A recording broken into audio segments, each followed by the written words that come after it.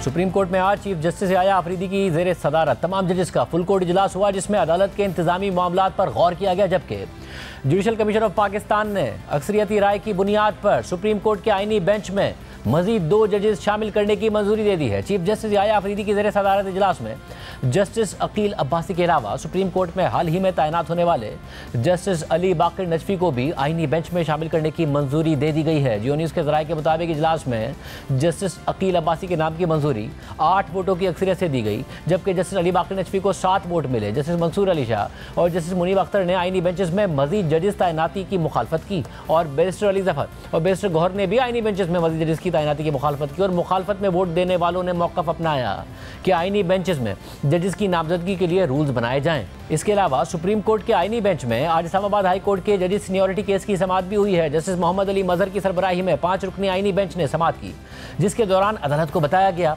कि Islamabad high court में transfer होकर आने वाले तीनों जजेस ने केस में कोई वकील न करने का फैसला किया है। जस्टिस मोहम्मद अली मजहर ने रिमार्क दिए कि इस्लामाबाद हाई कोर्ट के तीनों जजेस को नोटिस किया गया था, उन 3 जजेस का वकील कौन है। अटॉर्नी जनरल मंसूर उस्मान अवान ने कहा कि मुझे तीनों जजेस की तरफ से पैगाम मिला है।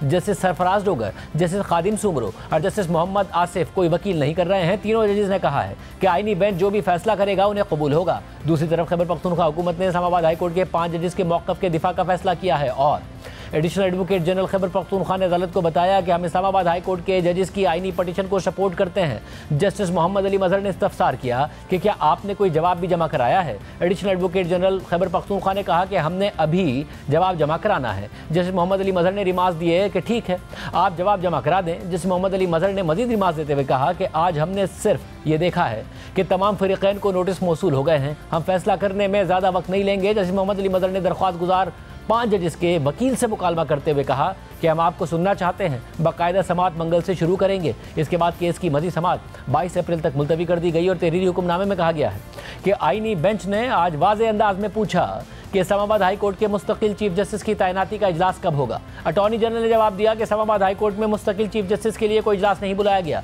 अटॉर्नी जनरल ने कहा कि 2 मई के जुडिशल कमीशन इजलास में पेशावर और बलूचिस्तान हाई कोर्ट के चीफ जस्टिस पर गौर होगा। आईनी बेंच ने पूछा कि जुडिशल कमीशन इजलास बुलाने का क्या तरीक़ाकार है। अटॉर्नी जनरल ने बताया कि रूल्स के तहत जुडिशल कमीशन का इजलास बुलाने के लिए 15 दिन पहले नोटिस दिया जाता है। मुनीर मलिक ने बताया कि वफाकी हुकूमत ने जवाब जमा करा दिया, लेकिन जजेस के ट्रांसफर का मुतालिका रिकॉर्ड नहीं लगाया गया।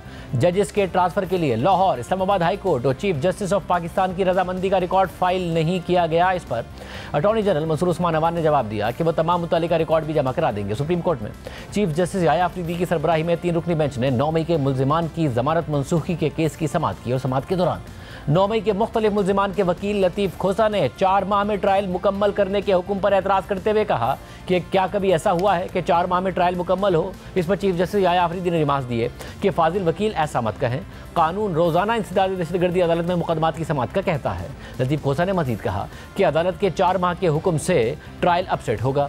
चीफ जस्टिस याया अफरीदी ने जवाबन रिमार्क देते हुए कहा कि ट्रायल मुतल्लिका हाई कोर्ट और इंतजामी जज का मामला है, सुप्रीम कोर्ट ट्रायल की मॉनिटरिंग नहीं करेगी। लतीफ़ खोसा ने कहा कि 9 मई के 500 मुकदमात हैं, 24,000 मुल्जिमान मफरूर हैं। चीफ जस्टिस ने रिमार्क दिए कि 4 माह में ट्रायल मुकम्मल करने के फैसले में मुल्जिमान के हुकूक का तहफ़्फ़ुज़ किया जाएगा। इसके अलावा आज अदालत ने 9 मई के मुकदमात में सेनेटर एजाज चौधरी की दरख्वास्त से ज़मानत पर भी समाअत की और चीफ जस्टिस याया अफरीदी ने सवाल किया कि सेनेटर एजाज चौधरी के खिलाफ क्या शवाहिद हैं। स्पेशल प्रोसिक्यूटर ने जवाब दिया कि एजाज चौधरी की वीडियो मौजूद है जिसमें वो लोगों को उकसा रहे हैं, जबकि डीएसपी लाहौर डॉक्टर जावेद ने एजाज चौधरी के खिलाफ रिकॉर्ड अदालत में पेश कर दिया। एजाज चौधरी के वकील ने कहा कि जो शवाहिद दिए गए हैं वो टीवी इंटरव्यू है। चीफ जस्टिस ने इस पर रिमार्क दिए कि बेशक इंटरव्यू है, लेकिन आपका मौकिल नौजवानों को उकसा रहा था। इस मरहले पर जस्टिस शफी सिद्दीकी ने रिमार्क देते हुए कहा कि एक इंटरव्यू 17 मई और एक ऑडियो 10 मई की है। जस्टिस शकील अहमद ने रिमार्क दिए कि उकसाने का केस है तो 9 मई के दिन या उससे पहले का कोई सबूत दिखाएं। इसके बाद अदालत ने पुलिस को मज़ीद शवाहिद पेश करने की हिदायत करते हुए सेनेटर एजाज चौधरी की दरख्वास्त से ज़मानत पर समाअत आइंदा हफ्ते तक मुलतवी कर दी। इससे पहले